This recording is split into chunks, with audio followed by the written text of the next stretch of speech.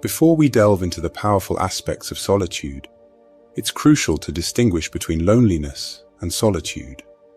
Loneliness is a feeling of isolation and emptiness that arises when we crave connection but are unable to find it. It often brings sadness and a sense of lacking. On the other hand, solitude is a conscious choice to spend time alone.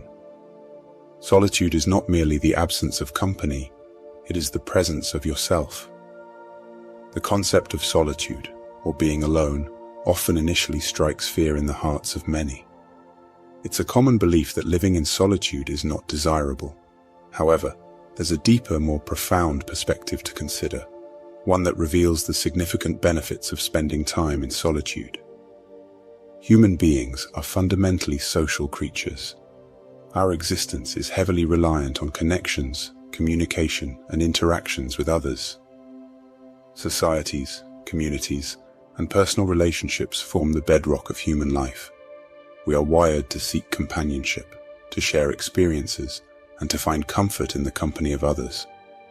This social inclination is so ingrained in us that the idea of being alone seems unnatural or uncomfortable to many.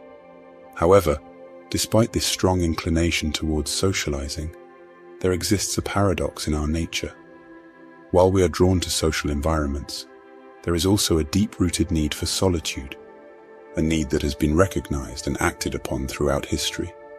Yes, throughout history, there have been many individuals who, at different stages in their lives, have consciously chosen to step away from societal engagements and embrace solitude. This choice was often driven by a desire for deeper understanding, self-reflection, and spiritual growth. A prominent figure in the history of solitude is St. Anthony the Great. He was one of the Desert Fathers, early Christian hermits, who chose the harsh environment of the desert for a life of solitude. These individuals distanced themselves from society to pursue a life of prayer, meditation, and spiritual discipline. Their commitment to solitude was not about escaping society, but about deepening their spiritual connection with the divine. The Desert Fathers, through their practices, laid the foundations for Christian monasticism, influencing countless generations in their approach to faith and spirituality. In a similar way, Buddhist monks have long valued the practice of solitude. They often retreat to isolated places, far from the distractions of everyday life, to deepen their meditation practices. This tradition stems from the understanding that true happiness and spiritual enlightenment can be achieved through inner exploration, a journey best undertaken in the quietude of solitude. The monks use this time to delve into the depths of their minds, seeking a greater understanding of themselves and the universe. The practice of solitude, as evidenced by these historical examples, is not about isolating oneself out of fear or antisocial tendencies. It is instead a deliberate choice to step back from the external world and enter a space of self-discovery and introspection. In solitude, we can confront our thoughts, understand our emotions, and reflect on our life's purpose without the distractions or influences of others. Solitude allows you a unique space to grow, to think, and to evolve.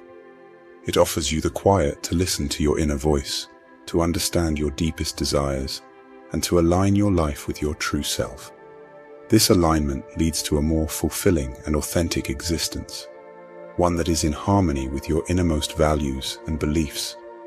In today's world, there are many misunderstandings about solitude and those who seek it. People who like spending time alone are often misjudged. Some see them as odd or even suspicious. It's essential to clear up these false ideas. Liking solitude doesn't mean someone is unfriendly or has bad intentions. People who seek solitude aren't always like hermits or someone who plans something wrong. Unfortunately, these wrong ideas are spread by how solitary characters are shown in movies and books. For example, in The Lord of the Rings, Gollum is a character who lives alone and is seen in a negative light. Batman, a superhero, lives a lonely life and is often seen as dark and mysterious. In The Smurfs, Gargamel, who is often alone, is portrayed as the villain. These characters can make people think that those who like being alone are always strange or up to no good. But this isn't true. Enjoying solitude is normal and can be very good for us. People who spend time alone aren't always lonely or unhappy. In fact, they often choose to be alone to think, relax, or work on personal growth. It's a time for them to be with their thoughts, understand their feelings, and grow as individuals. Solitude can lead to creativity, self-discovery, and inner peace. Many writers, artists, and thinkers have found their best ideas while being alone. It's a chance to step away from the noise of everyday life and focus on what's really important. Solitude, often misunderstood, is actually a blessing with many benefits for our mental, spiritual, and emotional health. Spiritual growth is often described as the journey of self-mastery. It is the process of mastering your thoughts, emotions, and actions, aligning them with your highest values and intentions. Solitude is a powerful tool on this path of self-mastery. When you are alone, you have the opportunity to observe your thoughts and emotions with greater clarity. You can identify the patterns of thinking and feeling that no longer serve you and consciously choose to let them go. Solitude allows you to practice self-discipline and self-control, essential qualities on your path of self-mastery. In the chaos of life, you often accumulate stress, emotional wounds, and spiritual fatigue. Solitude offers a healing balm for your soul. It is a time for self-care and self-nurturing. When you are alone, you can engage in practices that nourish your spirit, such as meditation, journaling, or simply resting in stillness. Solitude allows you to release pent-up emotions, to process your experiences, and to find closure to unresolved issues. It is a space for emotional detoxification and renewal. In this sacred solitude, you can emerge stronger, more resilient, and with a deeper sense of inner peace. Solitude is like a retreat to your heart, a journey inward to the core of your being. In this retreat, you discover the true essence of who you are, a spiritual being having a human experience.